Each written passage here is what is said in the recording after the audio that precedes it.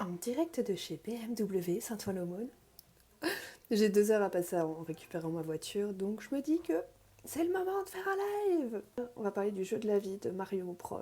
Je vous parle de mes petits problèmes, je me dis que c'est un partage d'expérience qui peut être utile à tous.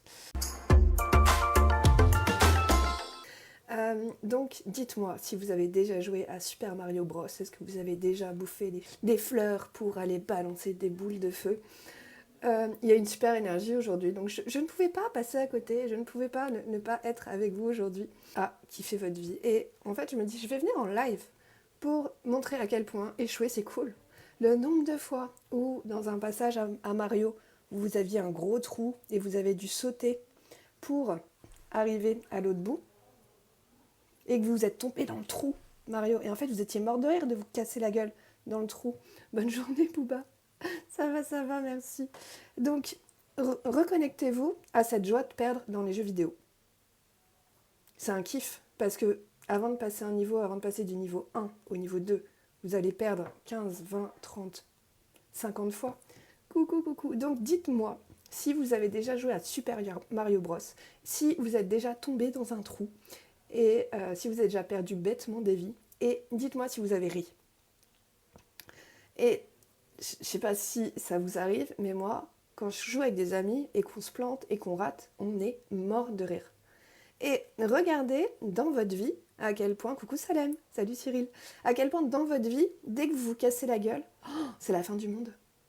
Mais pourquoi tant de différence entre la manière dont vous jouez à des jeux vidéo et la manière dont vous jouez dans la vie? Donc aujourd'hui, mon live, c'est pour vous envoyer plein de bonnes ondes, pour que vous rentriez un petit peu dans mon monde, enfin même complètement dans mon monde, que vous soyez abreuvé par mon énergie d'enthousiasme et de positive attitude en fait, et qu'on aille voir ensemble tous ces échecs, tout cet enthousiasme et comment prendre de l'énergie, tout simplement, comment prendre de l'énergie pour kiffer le jeu de la vie. Euh, et donc regardez à quel point votre vie est corrélée à un jeu vidéo et votre façon de voir le monde va vous aider. En fait, si vous êtes joyeux, si vous êtes positif, si tout, vous arrivez à trouver quelque chose de positif dans tout ce qui passe, et ben vous allez voir que vous allez attirer encore plus de positif. Donc voilà, donc regardez votre vie comme un jeu vidéo. Regardez toutes les fois où vous étiez mort de rire quand vous êtes mort dans Mario, quand vous êtes tombé dans un trou, quand vous êtes fait bouffer par une plante, quand vous êtes pris une boule de feu. Combien de fois il y a un boss qui vous envoie une boule de feu, vous êtes mort, ou de la 5e fois, vous étiez mort de rire parce que vous n'arriviez pas à passer le niveau. Et regardez la corrélation, plutôt, regardez la corrélation qui, dans votre vie, en fait, dès qu'il y a une boule de feu qui vous arrive dans la gueule, c'est un drame. Donc, juste apprenez à relativiser dans un jeu vidéo comme dans la vie. Okay, si vous n'y arrivez pas, il y a toujours les classes de Theta pour vous apprendre à prendre suffisamment de recul, switcher votre onde, enfin votre cerveau sur l'onde θ, et ensuite transformer votre réalité. Parce que nos pensées créent notre réalité. Donc faites attention à comment vous parlez. Si vous utilisez beaucoup de ne pas, de contradictions, de négativité, forcément vous allez attirer et voir le monde de manière négative. Donc je vous invite aujourd'hui à muscler votre cerveau de manière positive. Et ça, il n'y a qu'une seule chose, c'est la répétition pendant 21 jours. Répéter quelque chose pendant 21 jours, ça va créer une nouvelle habitude. Si vous faites la même chose pendant 3 mois, ça va créer un mode de vie. Donc à partir de maintenant, faites-moi confiance. Tous les matins, vous vous réveillez et vous notez 10 phrases positives à votre sujet. Vous faites ça tous les matins et vous allez voir que au bout de 21 jours, le 22e jour, vous allez naturellement avoir un cerveau qui est conditionné à avoir des pensées positives. Si vous vous réveillez tous les matins en ouvrant le téléphone et en voyant toutes les galères, les infos, les drames, combien il y a une mort aujourd'hui, des choses comme ça, vous aurez une journée où vous serez impacté négativement et votre cerveau sera musclé à la négativité. Donc faites attention, la première pensée que vous aurez au réveil va impacter le reste de votre journée. J'avais envie de parler du jeu de la vie. J'avais vraiment envie de parler... moi j'ai eu l'image de Mario Kart, de Mario Kart, de Super Mario Bros. Je pense que vous avez déjà tous joué à Mario. Enfin, je pense que si vous êtes comme moi, vous adorez les jeux vidéo. vous ne me suivez pas tous sur Facebook et c'est ok, du coup je vais vous reparler de mon post de ce matin. Euh, le 10 avril, je reçois un mail en me disant le 14 avril, tu vas être prélevé de 2600 euros et ça correspond au premier tiers des travaux à régler. Parce qu'en fait, j'ai un ravalement de façade qui m'est tombé dessus à la dernière assemblée générale où je ne suis pas allée. Bien fait pour ma gueule, j'ai appris que j'avais 7000 balles euh, à payer, comme ça, du jour au lendemain. Donc, comment est-ce que vous réagissez dans la vie quand il y a une facture de 7000 balles qui vous tombe sur le coin du nez? En général, moi, il y a quelques années, on m'aurait dit t'as 7000 balles à payer, j'aurais vendu mon appartement, j'aurais trouvé. Enfin, je serais partie vivre chez ma mère, j'aurais vendu mon corps. Enfin, tu vois, tu es en train de te dire, mais Enfin, je suis une victime, c'est les circonstances de la vie qui sont en train de s'abattre sur moi. Comment, comment je peux. Comment je peux m'en sortir, en gros, là? Donc.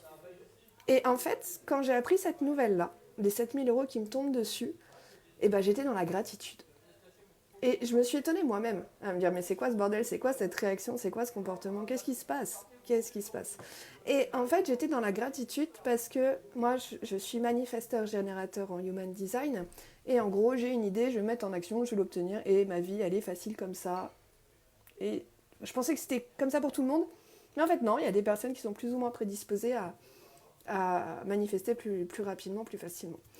Et ça faisait 6 mois que je me dis, avec mon entreprise, je dois gagner 10 000 euros par mois. Et puis, je gagnais 800, 900, 1000 à tout péter. Et puis, quand j'ai eu au mois d'avril cette nouvelle de vas-y, rack, 7 000 euros de ravalement, et bah, en fait, dans ma tête, je me dis, mais merci univers. J'ai énormément de gratitude parce que l'univers nous envoie que des épreuves qu'on va pouvoir surmonter. Donc, c'est que je suis tellement capable de générer ces 10 000 euros par mois. C'est juste que il me fallait une autre source de motivation. Apparemment, d'engranger de l'argent comme ça, c'est pas un moteur qui me permet d'accéder et de réaliser mes rêves. Par contre, si j'ai des dettes et que là, j'ai pas le choix et que je vais être à découvert et grosse pression, et ben là, je vais aller chercher la thune. Donc, je suis allée prospecter parce que j'ai la chance d'être à mon compte, d'être auto-entrepreneur. Donc quand tu es à ton compte, tu as cette chance-là de pouvoir générer automatiquement des sous et de l'argent et d'aller chercher de l'argent. Donc j'ai pas l'excuse de ah j'ai pas d'argent. Je dis non en fait je suis à mon compte donc je peux le créer. Et ça j'invite vraiment tous les auto-entrepreneurs à se dire que la phrase la croyance limitante je n'ai pas d'argent n'existe pas. Pour vous, vous pouvez générer autant que vous voulez. Donc explosez votre plafond de verre. En fait, moi, là, ce qui vient de m'apparaître, c'est que j'avais une limite à 10 000 euros par mois. Et j'atteignais 1 000 euros. Et qu'est-ce qu'il faut pour que je fasse 10 000 euros par mois? Il faut que je me projette à me dire que je vais gagner 100 000 euros par mois. En fait, tu hackes ton cerveau. La libération émotionnelle, ça va être ça. Ça va être juste hacker. Et donc voilà, juste visez plus haut. Si vous atteignez jamais votre objectif, si vous réalisez toujours 10 à 20% de votre objectif, multipliez votre objectif par 10 et puis comme ça, vous les atteindrez. Et donc, qu'est-ce qui s'est passé? Tu vois, donc j'ai une facture de 7000 euros qui me tombe dessus. J'ai énormément de gratitude en me disant ok, merci l'univers. Si tu me l'envoies, c'est que je suis capable de réaliser ça. Donc, merci de me donner d'une façon où je peux atteindre ce résultat. Et je suis allée prospecter en me disant je ne vais pas prospecter pour aller chercher de la thune. Quand tu es entrepreneur, ça aussi, c'est super important. Je ne vais pas aller prospecter pour chercher de la thune pour rembourser ma dette. Je vais aller prospecter pour transformer des gens. Oui, d'aller prospecter. Et en fait, je me rends compte qu'en tant qu'auto-entrepreneur, quand j'allais prospecter pour remplir mon compte en banque. Et ça, tu te dis, en fait, énergétiquement parlant, c'est carrément pas bien. C'est l'énergie du manque, c'est une catastrophe. Et les gens en face, ils sentent trop que tu es là pour vendre. Et je suis allée prospecter en me disant, j'ai envie de transformer la vie de 4 personnes aujourd'hui. Et en fait, en 15 minutes, j'avais 4 rendez-vous pour des appels de vente dans l'après-midi. Et j'ai généré quasiment 4 000 euros de chiffre d'affaires. En gros, les gens m'avaient dit oui. Les 4 personnes, les 4 appels, 100% de oui. Et vous savez, hein, moi, je ne mets pas le couteau sous la gorge à mes clients. J'ai pas En fait, j'aime pas forcer des gens à payer. Je me dis, ils sont motivés, ils ont envie de changer, ils ont envie d'apporter une transformation à leur vie. Alors du coup, ils vont faire leur investissement. j'ai pas besoin de rester avec eux au téléphone pour qu'ils payent tout de suite là maintenant. Et donc sur les 4000 euros que j'ai générés, il y en a 3 qui se sont rétractés, et du coup il y en a 2 qui m'ont payé, mais qui ont pris la formule plus basse, et donc j'ai récupéré 900 euros sur les 4000. Et énergétiquement, j'aurais pu être déçue en me disant merde, je n'ai fait que 900 euros sur les 4000. Et en fait, dans mon état d'esprit, c'était gratitude pour avoir généré 900 euros en 24 heures. Jamais, si j'avais pas eu cette grosse dette de ravalement de façade de 7000 balles, jamais j'aurais passé 2 heures à aller prospecter avec l'envie, le contexte de changer la vie des gens. Et je suis tombée sur 2 personnes, celles qui se sont engagées, elles ont vraiment des gros doutes dans leur vie, des peurs, des choses comme ça qui les empêchent d'être pleinement elles-mêmes et qui les empêchent complètement d'atteindre leurs objectifs. Donc je sais que ces 2 personnes-là, elles vont suivre ma classe de Theta Healing, de libération émotionnelle, et ça va transformer et changer leur vie. Donc tu dis, waouh, il a fallu une grosse galère, il a fallu que j'ai un ravalement de façade de 7000 balles pour aller juste me mettre en avant, rayonner, proposer ma lumière et offrir ma lumière aux autres. Et c'est là que je me dis que ça ressemble vachement à Mario Kart, ça ressemble vachement à un jeu vidéo, ça ressemble vachement à Mario en fait. Quand tu es au premier niveau, au début c'est plus simple, tu vois, quand tu es à l'école, tu suis, on t'apprend à sauter, on t'apprend à marcher, on t'apprend à tuer les monstres. Tu vois, tout doucement, à sauter sur les carapaces pour envoyer une carapace, prendre une carapace pour l'envoyer sur un méchant. Tu vois, en fait, c'est des apprentissages qu'on fait au fur et à mesure. Et plus tu passes un niveau, tu as des boss qui t'arrivent dessus. Et moi, mon boss, dans ma vie, j'aime bien faire le parallèle entre ma vie et un jeu vidéo, et en fait, mon boss à moi, ma némésis, le truc qui me casse les couilles, c'est les relations sentimentales et l'argent. Et ça, il y a quelques mois, à force de travailler sur moi, je me suis rendu compte à quel point ma capacité de recevoir de l'argent était ultra liée à ma capacité à recevoir de l'amour. Donc quand je suis en couple, quand je suis heureuse, j'ai des clients qui arrivent tout seuls, je n'ai pas besoin de prospecter, et toujours 1 à 2 semaines avant de me faire larguer, plus rien, plus de vente. Et en fait, moi je me suis rendu compte, cette relation amour-argent, c'était tout à fait lié à ma capacité à ouvrir mon cœur. Il y a vraiment ce truc de, quand tu es connecté à l'autre, quand tu as envie d'impacter positivement l'autre, et tu vas être dans ta lumière, dans ta luminosité, dans ton rayonnement, et tu vas sentir ton cœur qui s'ouvre et qui a plus de compassion, plus de bonnes ondes pour accueillir l'autre. Et donc je vous invite, quand vous êtes avec les gens que vous aimez, de ressentir que votre cœur s'ouvre, que énergétiquement il y a quelque chose qui se place autour de vous pour expanser cette énergie, cet amour. Donc il y a ça. Donc vous voyez en fait, quand on est dans son ombre, quand on est dans la partie, la basse vibration, on va se couper du monde. Et quand on est dans sa lumière, on va être connecté au monde avec le cœur ouvert. Et des choses comme ça. Tu vas décider d'avoir de la chance dans la vie, tu vas décider que la vie est un jeu vidéo, tu vas décider que c'est un kiff et tu vas décider que les galères, c'est juste un nouveau boss qui va t'arriver en pleine gueule parce que tu es capable de le surmonter. Il y a une grande chose aussi, en fait quand vous avez les circonstances de la vie, tu vois les grosses galères, j'appelle ça les circonstances de la vie parce que tous les mois, vous allez avoir une grosse galère, vous allez avoir une grosse dépense, vous allez avoir un truc qui n'était pas prévu et votre capacité à surmonter le problème, tout dépend de vos croyances. Est-ce que vous allez être en mode victime du triangle de Cartman, donc c'est-à-dire se laisser plutôt subir toutes ces circonstances, vous dire que c'est de la faute des autres, qu'il y a un responsable extérieur, et du coup, dans ces cas-là, vous ne reprenez pas votre responsabilité et vous n'allez pas prendre les devants. Ou la part de responsabilité peut dire que dans une situation, si vous voulez obtenir quelque chose de précis, il faut choisir de prendre la responsabilité, même si ce n'est pas de votre faute. Et ça, c'est très puissant, de prendre la responsabilité à un endroit pour en fait, trouver une solution, apporter une solution, régler le problème et avoir ce que vous voulez aussi. Donc regardez la dernière galère dans votre vie, comment vous l'avez prise, comment vous l'avez reçue et comment ça vous a impacté. Donc, Erwan, ton vélo a voulu te tuer ce matin, j'ai fait un soleil. Moi j'adore parce que de la façon dont vous parlez, ça sort les croyances. Donc tu vois Erwan, là, il y a une façon d'être en mode victime. Ton vélo a voulu te tuer. Dans la réalité, ton vélo est un objet, tu as mal manœuvré, et du coup, tu as fait un soleil, il y avait un nid de poule, il y avait un truc qui a fait que tu as manqué d'observation. En fait, regardez, à chaque fois que vous allez accuser l'autre, eh ben, c'est qu'il y a un truc en vous que vous n'avez pas fait, et c'est ok. Et en fait, le développement personnel, c'est juste de mettre de la conscience pour voir toutes les fois où tu accuses l'autre, toutes les choses en fait que tu te reproches inconsciemment. C'est certain, c'est pas la première fois. Donc Erwan, il a un vélo tueur. Et regardez entre la réalité, les faits et l'interprétation qu'on en fait, il y a une grande différence. Donc voilà, voilà. Mais en tout cas, ton vélo n'a pas voulu te tuer, tu as fait le foufou sur la route, tu es tombé, et c'est ok. Et ça, comme Mario Bros, quand tu te casses la gueule dans un trou et que tu recommences le niveau, et ben t'es remonté sur ton vélo après. Tu vois, ça t'a pas empêché de faire du vélo. Alors que si on avait été en mode victime, et ben t'aurais jeté le vélo et t'aurais arrêté de faire du vélo. Donc il y a deux solutions dans la vie. Soit une grosse galère t'arrive et tu décides d'accuser les autres et d'arrêter et de stopper. Et du coup, tu passes un petit peu à côté de ta vie quand tu fais ça. Soit tu décides de prendre ta responsabilité en disant je n'ai pas été assez précautionneux et du coup, je ferai plus attention la prochaine fois et tu remontes sur ton vélo et tu traces ta route. Tu vas le revendre, je pense. En attendant que ma voiture se fasse réparer. Mais c'est drôle la vie, tu vois. Donc j'ai eu mon ravalement de façade de 7000 balles qui m'est tombé sur le coin de la gueule. Du coup, ça m'a généré suffisamment de clients.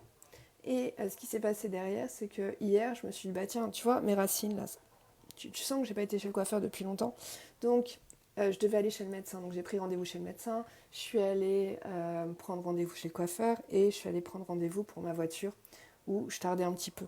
Donc, j'ai claqué 800 balles hier que je n'avais pas. Et ce matin, en me réveillant, j'ai une de mes clientes qui me dit, oui, tu m'avais parlé d'un accompagnement sur 3 mois à 888 €. Bah, je te le prends ce matin.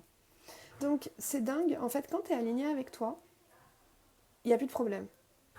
Il y a un truc énergétique qui fait que les solutions vont arriver avant que tu prennes vraiment conscience que ce soit un problème. Mais vraiment, tu vois, le but du live aujourd'hui, c'était clairement de vous faire comprendre à quel point la vie est un jeu. Et je vous invite à prendre toutes les circonstances de la vie, toutes les galères, toutes les factures, toutes les mauvaises nouvelles comme un jeu en disant, mais s'il me l'envoie l'univers, c'est que je suis capable d'aller au-delà. Et que c'est une nouvelle épreuve pour me permettre de grandir, pour me permettre de voir là où j'en suis, et que l'échec est juste une marche pour aller vers la réussite. Et que vous vous rendez compte que les gens qui ont du succès aujourd'hui, c'est des gens qui ont plus échoué.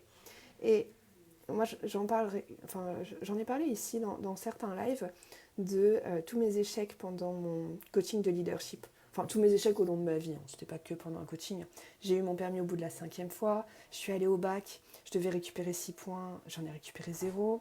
Il y a plein de choses comme ça où en fait, c'était pas cool. Je me suis retrouvée avec des portes.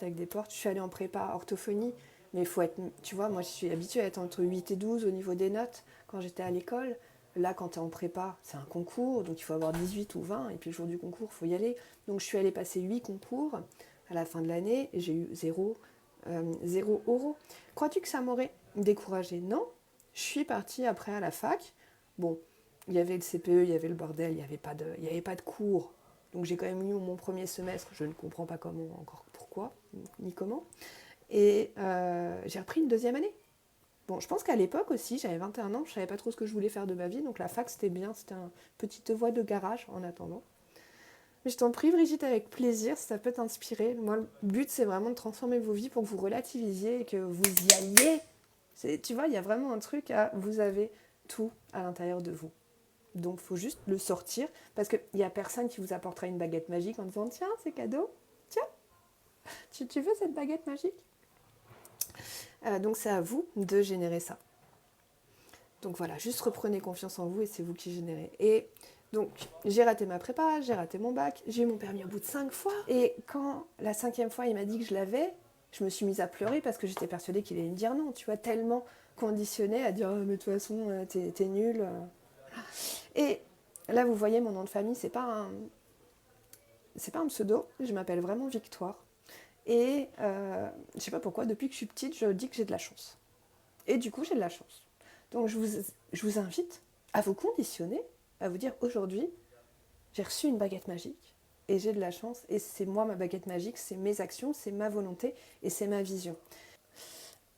Mais en tout cas, le principal aujourd'hui, c'est jouer votre vie comme un jeu vidéo. Prenez l'échec comme de la rigolade. Enfin, prenez l'échec à la rigolade comme un Mario quand vous êtes mort. Vous avez 99 vies, on s'en fout, on recommence. Donc j'espère que vous en avez appris plus, que vous avez fait votre exercice sur la vision, que vous allez prendre à partir d'aujourd'hui la vie comme un jeu et que vous allez relativiser parce qu'on a tous des circonstances dans la vie qui arrivent et qui nous embêtent. Ok ?